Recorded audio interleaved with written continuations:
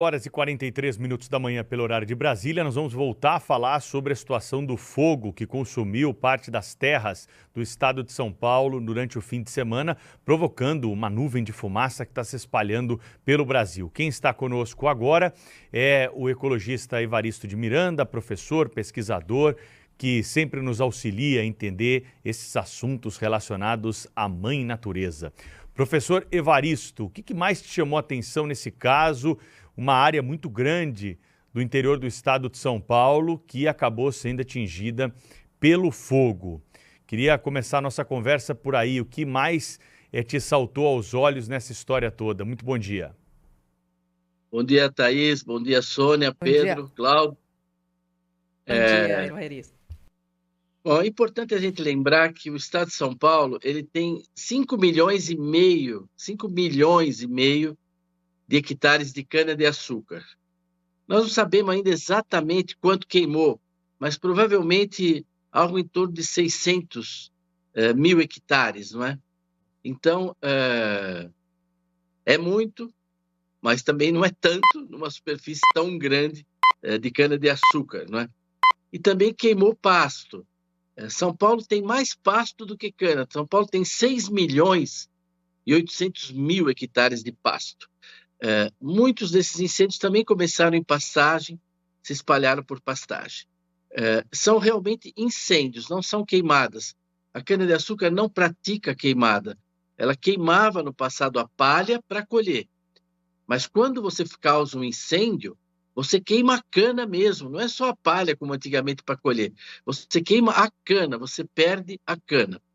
É possível que isso chegue a afetar 10%, 12%. A gente tem aí uma perda, uma redução de 50, 55 milhões de toneladas de cana a menos. É muito significativo o que queimou, mas queimou de forma criminosa, claramente, cada vez mais comprovada. Nós fomos vítimas em São Paulo de incêndios provocados. Professor, bom dia, bem-vindo mais uma vez ao nosso programa. O que a gente percebe, assim, há muitas suspeitas, muitas evidências, até alguns flagrantes em vídeo, né, que circulam nas redes sociais de sujeitos lá criminosos ateando fogo em áreas, enfim, de vegetação seca, ou não, né? Tem até uma imagem que eu vi do sujeito queimando alguma coisa nas proximidades de uma usina. É uma usina de açúcar e álcool, né, em São Paulo. O que é que eles queimam ali? É o bagaço da cana? Não, eles queimam realmente o canavial. Nessa época do ano, é a época da colheita. São Paulo já colheu mais da metade da cana-de-açúcar. Nós já colhemos um pouco mais que a metade, não é? Essa segunda fase de colheita agora são canas mais novas, menos produtivas.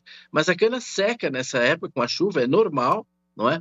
Então, ela é muito comburente, né? A folha da cana-de-açúcar é como pôr fogo em papel, né? Papel é muito comburente. Então, é muito fácil atear fogo na cana-de-açúcar. Sempre aconteceram incêndios criminosos, inclusive, às vezes, por questões sindicais.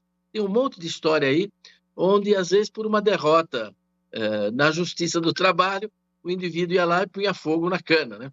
Então, os usineiros já estão acostumados a fazer boletim de ocorrência sobre queimadas que são causadas. Muitas vezes são incêndios acidentais, não é?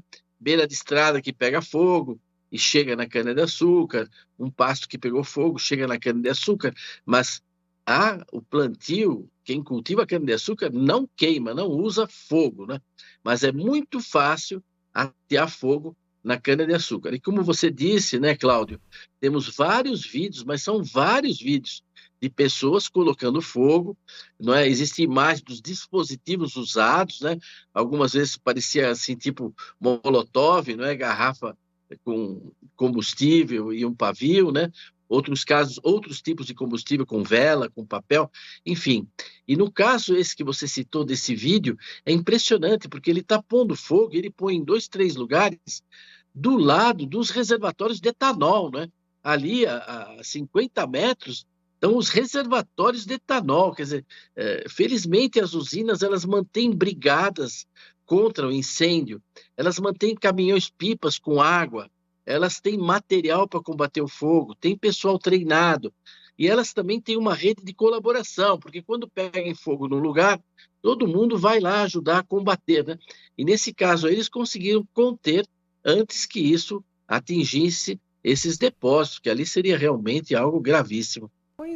Pois é, Evaristo, que bom estar aqui conversando com você para esclarecer, né? Você que conhece tão bem esse tipo de assunto. A gente conversou agora há pouco com o governador de São Paulo, Tarcísio de Freitas, e ele estava falando das ações, né? Como ajudar a população e também das ações como ajudar o produtor. Nesse caso, assim, pelo que você está dizendo, assim, eu acho que deveria ter sido até maior esse incêndio, né? Tudo isso que a gente está assistindo, que infelizmente a gente assistiu durante esse fim de semana. De que forma agora o produtor precisa ser ajudado? Qual seria o plano número 1, né? O plano A, para que consiga colocar a casa em ordem? Acho que isso é uma conversa que tem que ser travada com a Orplana, com as organizações dos produtores de cana, porque existe muito fornecedor pequeno, né? E no caso desses pequenos, isso pode representar uma quebradeira mesmo. Ele perdeu a cana, ele produz cana em áreas. Temos muitos pequenos e médios fornecedores que fornecem para as usinas, mas as usinas não são as proprietárias da maioria da área delas, não é? Então precisa examinar realmente esse caso desse pessoal mais fragilizado. Não vai ser difícil ter um alcance. E você disse muito bem, poderia ter sido pior, né? Agora, para essa bancada aí, eu gostaria de fazer um comentário. Posso fazer? Claro. Diferente, né? Mas essa onipotência humana, né? Pondo fogo, piromaníacos, bandidos, vai saber o quê, né? Isso precisa ser muito bem investigado, etc. Essa seca. Bastou uma chuva no final de semana. Eu estava vendo imagens de satélite hoje de São Paulo, agora de manhã. Não tem nada. Não tem um ponto de fogo, né? No estado inteiro. Né? Essa chuva do fim de semana, né?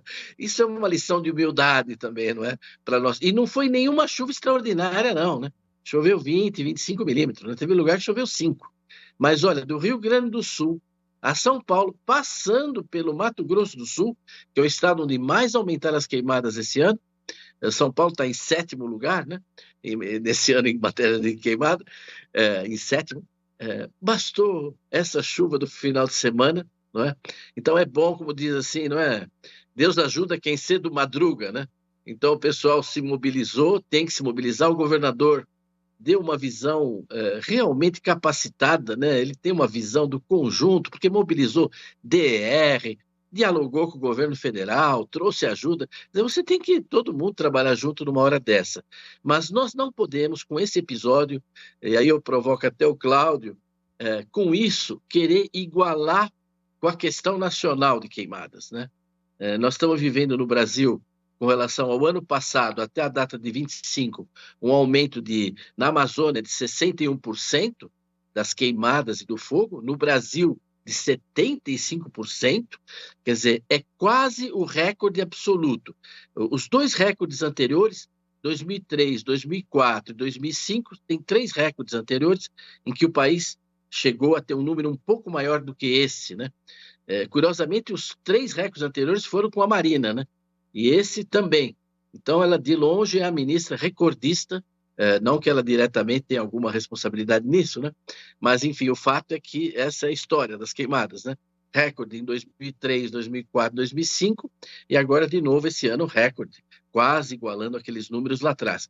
E o que aconteceu e o que acontece no Brasil é muito diferente do que aconteceu aqui em São Paulo, nesses 2, 3 dias, né? 2, 3 dias. Você sabe, Evaristo, que Agora... aquelas imagens, não é, das pessoas atendo fogo são muito chocantes, não é? A gente entende que é um prejuízo gigante. O governador de São Paulo falou que ainda é muito cedo para calcular, mas que há um impacto muito grande na lavoura e que haverá algum tipo de ajuda aos agricultores, mas enfim, a gente entende que há uma grande população afetada que perde muito.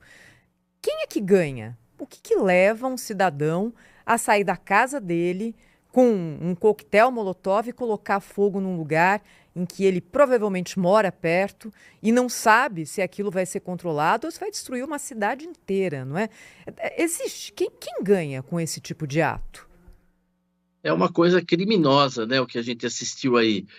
O que não se pode fazer conjecturas, né, hipotetizar, mas talvez houve alguma coisa coordenada nisso, né? Pode ter havido piromaníaco, pode ter havido descuidado, prevaricação, imprudência, de jogar bituca de cigarro, de fazer alguma coisa desse tipo, mas dá a impressão de teve alguma coordenação. Isso precisa ser investigado, as autoridades certamente vão olhar para isso.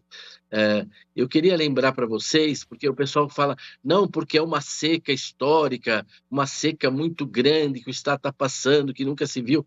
Isso é bobagem, né? A memória do pessoal, em matéria de clima, alcança 3 anos, no máximo 5, né? Porque em 2014, nós tivemos uma seca no estado de São Paulo, que foi 3 vezes essa, faltou água na torneira, o sistema Cantareira colapsou, e não aconteceu nada do ponto de vista das queimadas, entendeu? A não ser o que já acontece anualmente, né?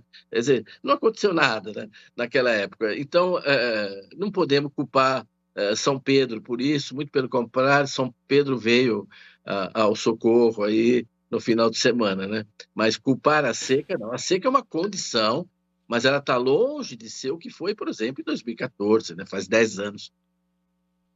Agora, professor, enquanto o país ardia em chamas, a ministra estava fazendo comício, né? Participando de comício, enfim. Mas o que eu gostaria de observar, queria que o senhor pudesse comentar, São Pedro podia mandar um pouco dessa chuva, né, mesmo que pouquinha, aqui para a região de Brasília. Nós estamos há 125 dias sem chuvas, aqui tudo muito seco. Houve aqui uma centena de focos de incêndio neste fim de semana. Quer dizer, a fumaça que nós estamos respirando aqui, olha, estou dizendo que você não vê para além de 100 metros, né? Aqui em Brasília estava assim ontem, você não via para além de 100 metros. Quer dizer, além da fumaça vinda de São Paulo, né, trazida pelos ventos, também tem fumaça produzida aqui nessa região. Mas só tem uma coisa, se é que podemos chamar isso de positivo, né, que é fazer com que as autoridades em Brasília respirem a fumaça que, por exemplo, as comunidades da Amazônia estão respirando já há um certo tempo, não é, professor? Isso é extremamente democrático, né? A fumaça, ela realmente alcança todo mundo. Ela alcança todo mundo. Eu tive também em Brasília essa semana, em Pirenópolis, aí, andei com o pessoal da agricultura em Goiás, mas mesmo em Goiás foi preso, vocês devem ter visto a notícia, né? Um incendiário, tem até a imagem dele sendo preso, levado pela polícia. Quer dizer, você tem mesmo essas atitudes criminosas acontecendo. O que precisa investigar se é só um piromaníaco, como ela disse, uma coisa inacreditável, pessoas morreram, quer dizer, você causa dano ao patrimônio público, ao patrimônio privado, à fauna, à biodiversidade, à população, aumentando doença respiratória, tudo, e mortes, né, como aconteceu, né, 60 e tantos feridos, etc. Claro, pode ser um desequilibrado mental, mas precisa ver se atrás disso não teve coisa coordenada, no caso do Estado de São Paulo, no caso do Estado de São Paulo. Tem uma amiga de uma ouvinte nossa aqui que está mandando mensagem que tinha um voo de Guarulhos para Goiânia, por causa da fumaça o avião foi desviado para Brasília. Imagina só o prejuízo, né? Fechou o aeroporto de Goiânia para decolagem, para aterrissagem por conta da fumaça. E aí ela teve que pegar um Uber, pagou mais de R$500 de Brasília até Goiânia, ou teria que pegar um ônibus que ia durar mais 3 horas por conta de compromissos aí. Ela teve que ir num carro particular e teve que desembolsar essa grana, né? Então, é bem complexo a gente falar de prejuízos, viu, Thaís? Não tem como botar na ponta do lápis todas essas contas agora. Vamos ter que ter um cenário mais consolidado para fazer esse levantamento. Professor Evaristo, sempre um prazer recebê-lo aqui no Jornal Gente, viu? Até uma próxima oportunidade. Obrigado pela participação de hoje. Eu que agradeço, e nós já estamos nos aproximando da primavera, e o mês de setembro, como se diz, quando entrar setembro, as chuvas, como sempre, virão. Elas virão. Que bom. Quando setembro vier. Estamos precisando. Exatamente.